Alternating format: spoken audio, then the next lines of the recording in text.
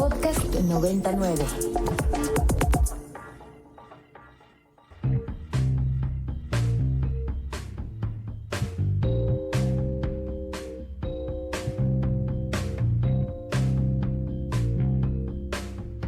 Desde el estudio B de Ibero 90.9, esto es Control de Cambios, una producción de Ibero 90.9 y la revista Nexos. Mi nombre es Valeria Villalobos Guízar. Frente a las amplias críticas que existen hacia el sistema penal mexicano, es lógico cuestionar cuáles podrían ser las opciones alternativas para asegurar la justicia en el país. Si la cárcel no es la solución a nuestros problemas, ¿cuál es la mejor alternativa? Si la ruta no es ante las fiscalías, ¿en dónde sí hay oportunidades para proceder y buscar una solución? Estas y otras preguntas han acompañado la carrera de Estefanía Vela Barba, abogada experta en derechos humanos, políticas públicas, discriminación y género, y que también es la directora ejecutiva de Intersecta, una organización feminista que se dedica a la investigación y a la promoción de políticas públicas para la igualdad. Estefanía, ¿qué es la justicia restaurativa y cómo se distingue de la penal? La justicia restaurativa es un concepto que se usa para referir a formas de justicia cuyo propósito principal está tratar de restaurar a quien sufrió un daño. Digo que es un concepto porque puede haber muchas prácticas que se llaman a sí mismas justicia restaurativa. Una de las cosas justo que estamos viendo en México es que los intentos más claros de justicia restaurativa ahora están bajo el paradigma penal. Entonces, incluso en el caso de México, la distinción entre uno y otro no sería obvio, pero este concepto, digamos, busca mandar el mensaje de que lo más importante en un proceso de justicia es restaurar, tratar de que las cosas que se rompieron, que se dañaron, que se lastimaron, idealmente pues regresar las cosas a un estado adecuado. En algunos de tus artículos, por ejemplo el que se titula Las alternativas que dejan de serlo, has mencionado que el derecho penal ha engullido a la justicia restaurativa. ¿A qué te refieres con eso? Entendiendo la justicia restaurativa como formas de justicia que su foco principal, digamos, está en la restauración, yo diría que tradicionalmente eso se contrapone a modelos de justicia cuyo foco principal es sobre todo el castigo. El texto que tú mencionas es un texto, y me parece importante decirlo, que es parte de un libro en el que escribimos distintas personas pertenecientes a 6 organizaciones de la sociedad civil. Es un libro que se llama Efectos Inesperados y que lo que busca es impulsar una reflexión, particularmente dentro de los feminismos, sobre de qué manera el que nosotras nos apoyemos en este sistema no solo puede fallarnos en lo que queremos, no solo puede no darnos la justicia que queremos, sino que incluso puede tener otros efectos inesperados, otros como un boomerang que vaya en contra de lo que precisamente más queremos. Hay muchas diferentes leyes y una de las cosas en las que se enfoca en este artículo es cómo cuando tratas de optar por una ruta que no es la penal, cuando tratas de tocar las puertas, por ejemplo, de tus centros laborales, cuando tratas de tocar las puertas, por ejemplo, de tu partido político, cuando tratas de ir más allá, este mismo sistema penal te acaba engullendo. No te deja escapar, digamos, y siempre acabas regresando a esa ruta. Entonces, para la parte específica de la justicia restaurativa y el derecho penal, justo en muchos otros contextos, la justicia restaurativa surge casi en contraposición al derecho penal, y lo que vemos en México es que el sistema penal literal se lo tragó y se vuelve una supuesta alternativa, pero si las cosas no funcionan en el marco de la justicia restaurativa, todo automáticamente se refiere una vez más al sistema penal. ¿Tendrías algún tipo de ejemplo o anécdota que nos pudiera ayudar, ya sea en el contexto mexicano o en otro, a evidenciar cómo a veces la justicia penal termina obstaculizando vías alternativas? Es el caso de Salgado Macedonio. Para quienes nos escuchen, Salgado Macedonio actualmente es senador por parte de Morena y hace un par de años buscó la candidatura para ser gobernador del estado de Guerrero. Y en ese contexto surgieron distintas denuncias por parte de mujeres de que llevaba años ejerciendo violencia sexual contra distintas mujeres. Fue un caso muy mediático, ¿no? Y la anécdota muy concreta es, dentro de las mujeres que estaban denunciando a Salgado Macedonio, una de ellas acudió a la Comisión de Justicia y Honestidad de Morena, que es, digamos, el tribunal interno de Morena que decide, entre otras cosas, quién puede ser parte del partido, quién no puede ser parte del partido, quién puede ser candidato, quién no puede ser candidato.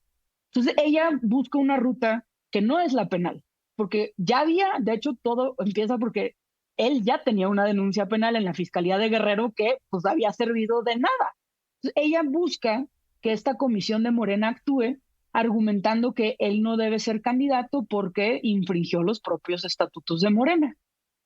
Es muy interesante el fallo porque la comisión no dice, digamos, que Salgado Macedonio es perfecto, no dice que la víctima está loca, no dice ninguno de los argumentos típicos que vemos en casos de violencia de género. Lo que la comisión argumenta es, esta persona lo que nos está diciendo es que Salgado Macedonio cometió delito. Cometió el delito de violación, cometió el delito de abuso sexual. Yo como comisión no me puedo pronunciar por los delitos.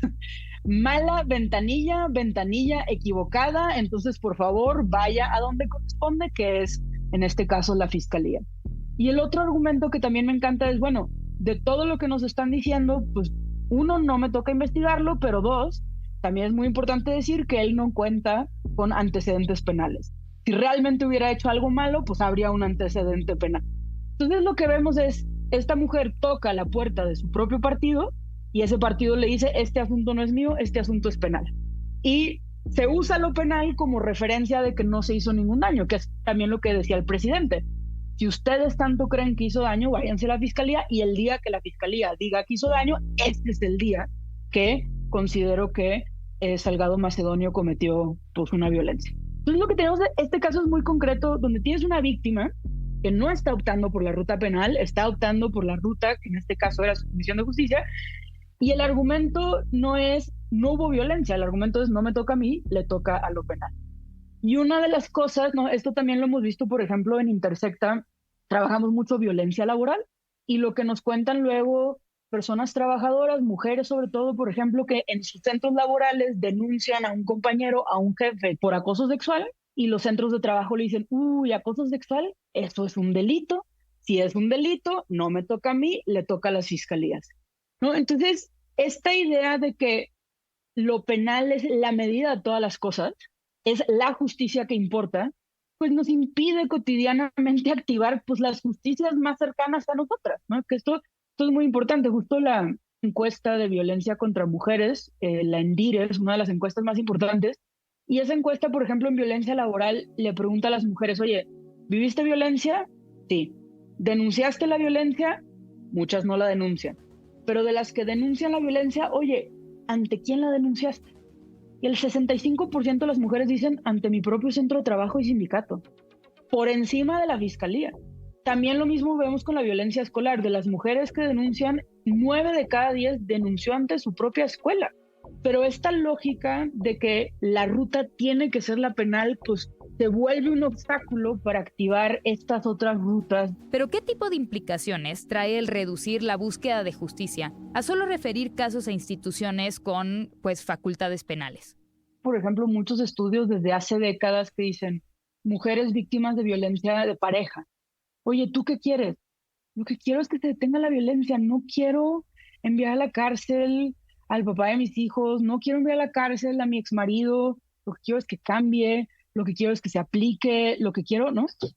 Entonces, ¿cuál es un primer problema con que todo se vuelva a lo penal? Pues que la solución es única. A ver, si lo que quieres es que cambie, si lo que quieres es que actúe distinto, ¿de qué te va a servir la cárcel? Lo que necesitamos en estos casos son otro tipo de apoyos, otro tipo de autoridades. Oye, hay acceso a cursos, oye, hay acceso a terapia, oye, hay acceso a trabajos, ¿no? Por poner un ejemplo, hay todo un análisis de cómo la inseguridad económica puede tener todo tipo de efectos en los mismos hombres. Entonces, un primer problema que veo es, si solo hay una ruta, eso no necesariamente es lo que las víctimas quieren.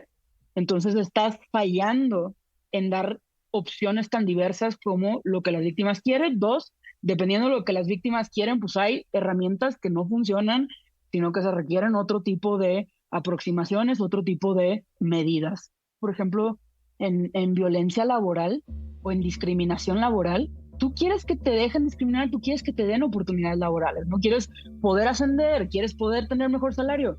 Meter a la cárcel a tu patrón no resuelve el asunto, sí, claro. No, tu marido no te paga la pensión alimenticia. ¿Cómo el que está en la cárcel sin trabajar va a resolver eso? Entonces, creo que los problemas de que solo esté la ruta penal pueden ser distintos, ¿no? Pero tiene que ver principalmente pues la diversidad de problemas, la diversidad de necesidades, la diversidad de deseos que han reducidos a un solo camino, que además en México es particularmente tortuoso y con cárceles que violan todos los estándares de derechos humanos habidos y por haber. Ahora, ¿cuál es la razón de que en ocasiones se prohíba la conciliación por otros mecanismos ajenos al penal, ¿no? ¿Qué es lo que se argumenta para prohibir la conciliación, pues, por vías alternativas? Cuando tú vives un daño, por lo general lo que quieres es que la persona que te dañó te lo pueda reconocer. Y hay muchas veces lo que más necesitas, quieres oír es que te digan, tienes razón. Sí, lo hice. Qué horrible lo que te hice. Neta, nunca fue mi intención, perdón. Entonces, hay una parte, digamos, de buscar justicia que implica verte con la otra persona, o sea, enfrentarte, que tiene que ver con relacionarte con la otra persona. Y una de las preguntas es, bueno, ¿cómo debe ser este, entre comillas, diálogo? ¿Debe ser cara a cara? ¿Debe ser por medio de abogados? ¿Debe ser por escrito? ¿Debe ser frente a un tribunal? ¿Debe ser, no? Y dentro de ¿cómo debe ser? Hay una preocupación por qué pasa cuando el daño ocurre en una relación donde hay desigualdad de poder. Tu papá te lastimó, pero las posibilidades de que le digas a tu papá, ¿no? O sea, es una figura importante en tu vida, te impone, el marido y su esposa, ¿no? Él tiene lana, ¿no? El patrón, El jefe, las personas exacto. trabajadoras, ¿no? Entonces, el derecho históricamente se ha preocupado por qué hacer con esas desigualdades que existen, ¿no? Que muchas veces si no controlas esas desigualdades, pues no puede haber ningún tipo de diálogo.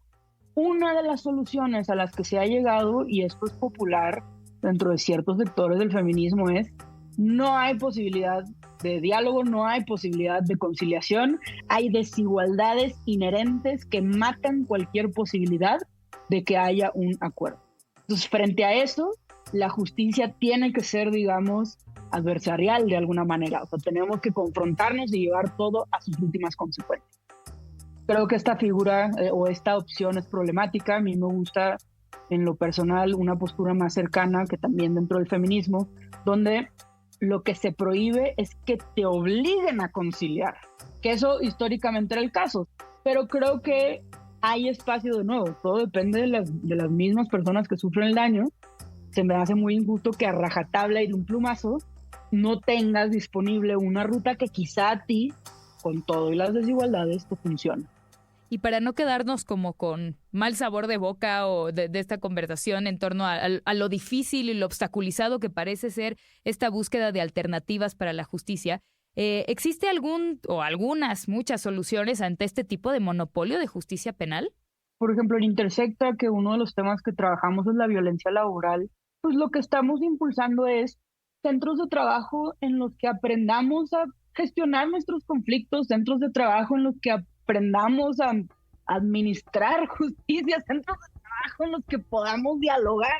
Creo que uno de los efectos de que el Estado monopolice la justicia, particularmente la justicia penal, es que se nos olvida hablar.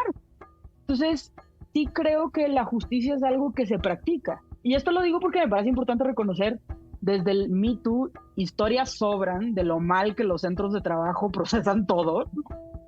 Pero me parece muy importante eso, luchar porque nuestros centros de trabajo, luchar porque nuestras escuelas, luchar porque en nuestras colonias, ¿no? Hay muchas instancias mucho más pequeñas de justicia.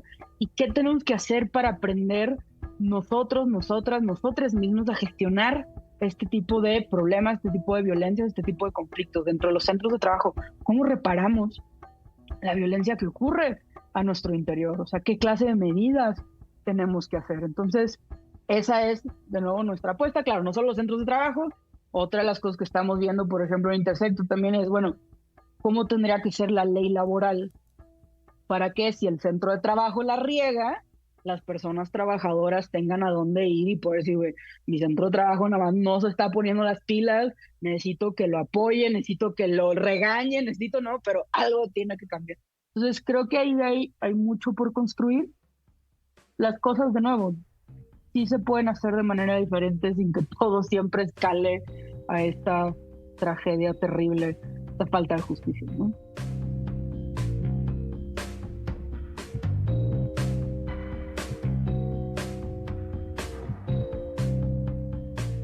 Estefanía Vela Barba es abogada y también es directora ejecutiva de Intersecta. Pueden consultar lo que ha escrito en la revista en www.nexos.com.mx/control de cambios.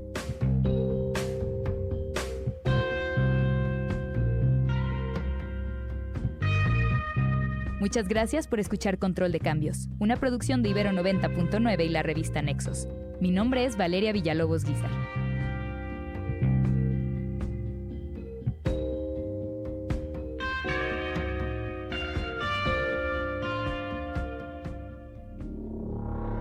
Para más contenidos como este, descarga nuestra aplicación disponible para Android y iOS o visita ibero909.fm.